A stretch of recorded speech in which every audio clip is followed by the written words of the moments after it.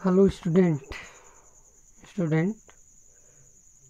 आप सभी का नारायण बायोलॉजी क्लासेस में वेलकम है। स्टूडेंट, अभी तक हमने मोनो हाइब्रिड क्रॉस के बारे में पढ़ा और उन क्रॉसों के बेसिस पर मेंडल ने कुछ लॉ दिए। अब उन लॉ के बारे में इस वीडियो के लेक्चर में हम जानेंगे ये कौन कौन से लॉ जो हैं जो मेंडल साहब ने दिए थे। चलिए बात करते हैं मेंडल लॉ ऑफ इनहेरिटेंस के बारे में। मेंडल के कौन कौन से लॉ थे इनहेरिटेंस के बारे में। On the basis of the experiment perform and result obtain Mendel formulated 4 law they are. तो अपने एक्सपेरिमेंट के आधार पर जो मेंडल ने एक्सपेरिमेंट परफॉर्म किया उसके आधार पर मेंडल ने 4 लॉ को दिया, 4 लॉ फार्मूलेटेड किया, जिसमें से फर्स्ट लॉ है principle of paired factors. First इन्होंने कहा प्रिंसिपल ऑफ पेयर्ड फैक्टर्स।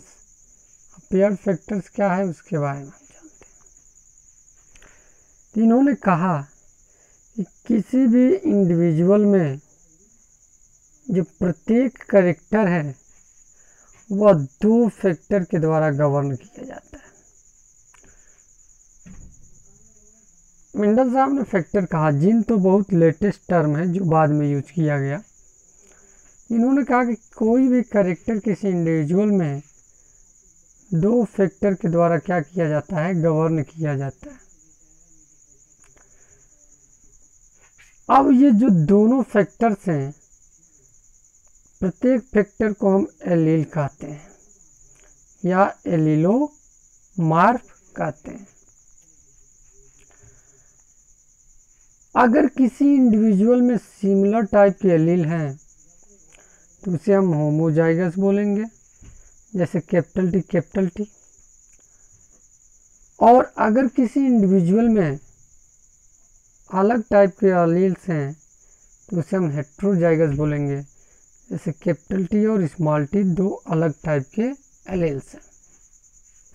तो ये प्रिंसिपल ऑफ पेयर्ड फैक्टर में मेंडल साहब ने कहा। सेकेंड जो है मेंडल जो है उन्होंने कहा, चूँकि यही उनका लॉ है, द प्रिंसिपल ऑफ डोमिनेंस या लॉ ऑफ डोमिनेंस के बारे में बताया इन्होंने। देखते हैं इन्होंने लॉ ऑफ डोमिनेंस में क्या कहा। मेंडल साहब ने लॉ ऑफ डोमिनेंस में क्या कहा। इन्होंने मेंडल साहब ने लॉ ऑफ डोमिनेंस में ये कहा कि when 2 homozygous individual with 1 or more set of contrasting character are crossed, the character that appear in F1 generation F1 hybrid are dominant character and those which do not appear in F1 are recessive characters। जब हम mono hybrid cross लिए थे, जैसे capital T और capital T किसके लिए responsible है, toll के लिए। स्मॉल टी और स्मॉल टी किसके लिए रिस्पॉन्सिबल है, ड्वार्फ के लिए। तो F1 जनरेशन में क्या बन रहा था, कैपिटल टी और स्मॉल टी। तो वही मेंडल साहब ने कहा कि जब हम 2 होमोजाइगस इंडिविजुअल, ये भी होमोजाइगस है ना और ये भी होमोजाइगस है, ये होमोजाइगस डोमिनेंट है, होमोजाइगस रिसेसिव है।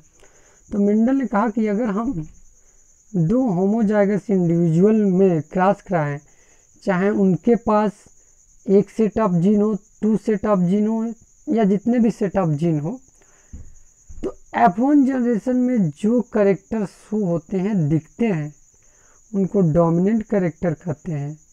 और जो F1 जनरेशन में कैरेक्टर शो नहीं होते हैं उन्हें रिसेसिव कैरेक्टर कहते हैं। इसके बाद उनका अगला जो प्रिंसिपल था वो ये था, the principle of segregation of law of segregation इन्होंने दिया, जिसको बाद में जा कर के law of purity of gamete भी बोला गया। चलिए देखते हैं इस लॉ में इन्होंने क्या दिया। The law of segregation state that when pair of contrasting factor or gene or allele are brought together in a heterozygous condition, the two remain together without being contaminated with each other. But when the gametes are formed from them, the two separate out from each other. This is known as Mendel's first law of heredity. Mendel ने कहा कि जब दो contrasting character वाले factor और gene और allele एक दूसरे के साथ हेटेरोजाइगस कंडीशन में पाए जा रहे हैं तो वो एक दूसरे के साथ बने रहेंगे, वो एक दूसरे के कैरेक्टर को कंटामिनेट नहीं करेंगे, प्रभावित नहीं करेंगे। लेकिन जब वो एक दूसरे से सेपरेट होकर अगले गैमेट में ट्रांसफ़र होंगे, मतलब जब उस इंडिविजुअल में नेक्स्ट गैमेट बनेगा तो वो एक दूसरे से सेपरेट होकर ट्रांसफ़र हो जाएंगे। इसी को first law of Mendel heredity बोला गया या लॉ ऑफ सेग्रीगेशन बोला गया। जैसे कि एग्जांपल की अगर हम बात कर लें तो कैपिटल टी और स्मॉल टी F1 जनरेशन में बना। यहाँ पर दो अपोजिट जीन्स के एलील्स हैं, एक टॉल का है एक ड्वार्फ का, लेकिन यहाँ दोनों बने हुए हैं। ऐसा नहीं है कि टॉल वाला ड्वार्फ वाले को सप्रेस कर लिया, F1 जनरेशन में टॉल दिख रहा है तो ऐसा नहीं है टॉल वाला जीन ड्वार्फ वाले जीन को सप्रेस कर दिया, नहीं। जब इसका हम सेल्फिंग करते हैं तो टॉल वाला जीन फैक्टर दूसरे गैमेट में चला जाता है और ड्वार्फ वाला दूसरे गैमेट में चला जाता है, तो ये एक दूसरे से सेग्रीगेट और अलग हो जाते हैं बिना एक दूसरे को प्रभावित किए। ये लॉ ऑफ सेग्रीगेशन बताता है। और लास्ट लॉ है जो दिया था मेंडल ने, the principle of independent assortment और लॉ ऑफ इंडिपेंडेंट असॉर्टमेंट। इनमें इन्होंने कहा कि if the inheritance of more than one pair of character is study simultaneously, the factor or gene for each pair of characters is sought out independently. It is called Mendel's second law of heredity. तो इसमें इन्होंने ये कहा कि अगर inheritance की हम study कर रहे हैं और इनहेरिटेंस की स्टडी में एक से अधिक कैरेक्टर ले रहे हैं तो प्रत्येक कैरेक्टर के जो फैक्टर्स हैं वो जीन हैं वो एक दूसरे से स्वतंत्र रूप से अलग हो जाएंगे बिना एक दूसरे को प्रभावित किए।